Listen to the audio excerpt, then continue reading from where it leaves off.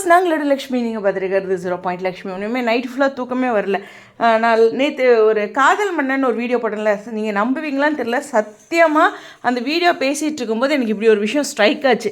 என்னென்னா, இப்படி தான் நல்லா அஸ்வின் சிவாங்கி இருக்காங்க இல்லையா, அஸ்வின் நல்லா இது பண்ணார் ஒரே இன்டர்வியூவில். ஏன்னா இந்த விஜய் டிவியிலேருந்து அப்படின்னு சொல்லும்போது நான் சிவகார்த்திகேயன், பிரியா பவானி சங்கர்லாம் அடிக்கடி நினைப்பேன். ஸோ அந்த மாதிரி எனக்கு அஸ்வின் தோணார். ஒரு நல்ல பீக்கில் இருக்கும்போது ஒரு சில விஷயத்தினால அவர் நெகட்டிவை ஃபேஸ் பண்ணார். ஆனால் அது நான் காதல் மன்னன் வீடியோ பேச பேச எனக்கு இது தோணுன விஷயம் சத்தியமாக தோணுச்சுங்க. இது நீங்கள் எவ்வளோ தூரம் நம்புவீங்கன்னு தெரில.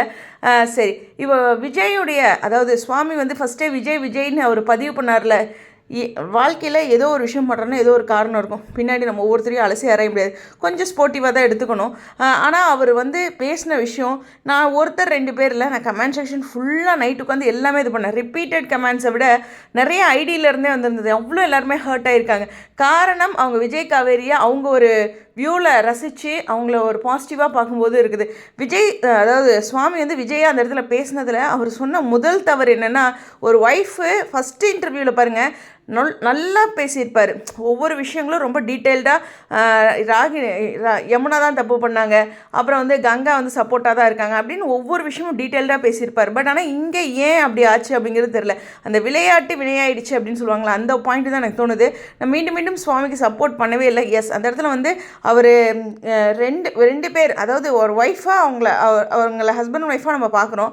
ஸோ விக்கா அப்படிங்கும்போது விஜய் வந்து காவிரியை தூக்கலாம், தாராளமாக தூக்கலாம். ஏன் அதுக்கு நிவீனை கூப்பிட்டாரு அப்படிங்கிற ஒரு விஷயம். இப்போ நாங்கள் பிரிஞ்சிட்டோம்ல, லவ்வர்ஸ் எல்லாமே தூக்கலாம்ல அப்படிங்கிற மாதிரி ஒரு பாயிண்டில் அவர் சொன்னது, அந்த பாயிண்ட் தான் வந்து எல்லாத்துக்கும் ஹர்ட் ஆகிருக்கு. அப்புறம் காவிரி, நான் அந்த வீடியோ ஃபுல்லாக பார்க்கும்போது லக்ஷ்மி பிரியா தூக்கும் போதெல்லாம் அந்த கவுண்டிங் விரல்களால் என்றதாக இருக்கட்டும் சிரிச்சுக்கிட்டு தான் இருந்தாங்க. ஆனால் நிறைய பேர் அவங்க முகம் மாறிடுச்சுன்னாங்க. நானும் ரொம்ப 0.25 கூட பார்த்தேன். அதாவது நம்ம ஒரு விஷயத்தை பார்க்குறோம்ல, அந்த கண்ணோட்டம் தான். என்ன பார்த்தாலும் அதை நம்ம எப்படி எடுத்துக்கிறோம். இப்போ சுவாமியை வந்து நான் ஹீரோவாக நினச்சினா என்னோட இதுலேருந்து அது மாறவே மாறாது. வில்லனாக நினச்சினா அவர் என்ன பண்ணாலும், ஒருத்தரை லைஃப்பில் ஒருத்தரை பிடிக்காதுங்கிறதுல வந்துட்டோம்னா இருக்கும். ஆனால் பிடிச்சவங்களே இங்கே அவருக்கு எதிராக மாறி இருக்காங்க அப்படிங்கிறது ரொம்ப பேட் டே அப்படிங்கிற ஒரு விஷயம்தான். ஸோ நம்ம சுவாமியை இன்றைக்கி ஒரே ஒரு சம்பவத்தை வச்சு நம்ம எல்லாமே கணிக்க முடியாது. அது மட்டும் நான் மீண்டும் சொல்கிறேன். ரொம்ப நெகட்டிவ் அவர் ரீச் ஆகிட்டார். எனக்கு தெரியல, அந்த கமெண்ட்ஸில் வந்து அஜய் வந்து ஹீரோவாக ஆகிட்டார். ஏன்னா அவர் வந்து எப்பயுமே நம்ம எங்கேயுமே பொது சபையில் வந்து அந்த தன்னடக்கம், பணிவு, இதை தான் மக்கள் விரும்புவாங்க. கொஞ்சம் ஒரே ஒரு வார்த்தை மாறிடுச்சுன்னா கூட அவன் திமிரில் இருக்கான்ப்பா அப்படிங்கிறது பொதுவாகவே இயல்பான ஒரு விஷயந்தான். அது எந்த ஒரு இந்த மாதிரி ஒரு மீட்டிங்கில் இருந்தாலோ இல்லை ஒரு மேடையில் பேசும்போதோ ரொம்ப அந்த வார்த்தைகளை பயன்படுத்தணும் பொதுவெளிகளில் அப்படிங்கிறது தான். அதில் சுவாமி ஒரு சின்ன விளையாட்டை அவர் வினையாக்கிக்கிட்டாரு அப்படிங்கிற ஒரு விஷயந்தான். அது ரசிகர்கள் அதற்கு மேலே கொண்டு போயிட்டாங்க. என்னதான் எல்லாரும் சப்போர்ட் பண்ணாலும் இல்லைங்க அப்படின்னு சொன்னாலும் அங்கே ஒரு பெண் அப்படிங்கிற ஒரு வியூவில் லக்ஷ்மி பிரியாவுக்கான ஆதரவு அதிகரிக்குது. சுவாமி வந்து கொஞ்சம் என்ன சொல்கிறதுனா நல்லா ஷைன் ஆகிட்டாரு, மேலே க்ரோத் ஆகிட்டாரு அப்படிங்கிற ஒரு வியூவில் தான் கமெண்ட்ஸ் போயிட்டுருக்கு. இந்த நெகட்டிவை அவர் கடந்து வரணும் அப்படிங்கிற ஒரு விஷயந்தான். கண்டிப்பாக புரிஞ்சுக்குவாங்க ஃபேன்ஸு. கொஞ்சம் அந்த இடத்துல தூக்க சொன்னாங்களே, அது தூக்கலைங்கிறது இருக்குது. ஆனால் தூக்குனார், ஃபுல்லாகவே தூக்குனார்.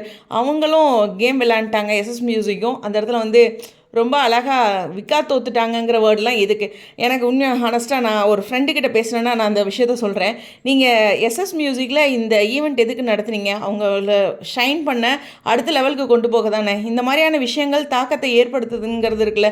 ஆனால் கண்டிப்பாக ஒரு வீடியோவில் கட்டிங் இருக்குங்க, கட் பண்ணியிருப்பாங்க நிறைய போர்ஷன். இன்னும் ஒன்று என்னென்னா, அங்கே பார்த்துட்டு வந்துட்டு யாருமே செம கோவமாக இல்லை.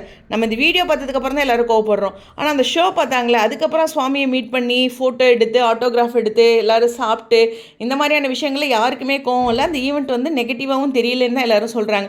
பட் ஆனால் இந்த வீடியோ கண்டிப்பாக ஸ்ப்ரெட் ஆகிடுச்சு நெகட்டிவாக. அது வந்து அவருக்கு ஒரு பின்னடைவு அப்படிங்கிற ஒரு விஷயம் தான். கமெண்ட்ஸ் 1 இல்லை 100 இல்லை 2000க்கு மேலே கமெண்ட்ஸும் அவருக்கு எதிராக இருக்குது அப்படிங்கிறது எனக்கு பயங்கர ஷாக்கிங். ஒரு வளர்ந்து வந்துட்டு இருக்கிறவருக்கு இப்படி ஒரு ஸ்பீட் பிரேக்கராக அவரே ஒரு வார்த்தைகளால் ஏற்படுத்திக்கிட்டார் அப்படின்ட்டு. தவறுதான், அவர் சொன்ன இடம் தவறாக சித்தரிக்கப்பட்டது தவறுதான் அப்படிங்கிற ஒரு விஷயம் தான். எல்லா இடத்துலையும் விளையாட்டை எல்லாருமே விளையாட்டை எடுத்துக்க மாட்டாங்க அப்படிங்கிற ஒரு வியூ தான் ரொம்ப ஆழம். ஸோ இது விளையாட்டாக பேசினா கூட பார்த்து பேசணும் அப்படிங்கிற ஒரு பாடம் சுவாமிக்கு இருக்கும் அப்படிங்கிறதான். நான் ரொம்ப அவருக்கு சப்போர்ட் பண்ணலை. பட் ஓகே, சரி, இதுவும் கடந்து வருவார் அப்படிங்கிற ஒரு விஷயந்தான். ஸ்டேடியம்.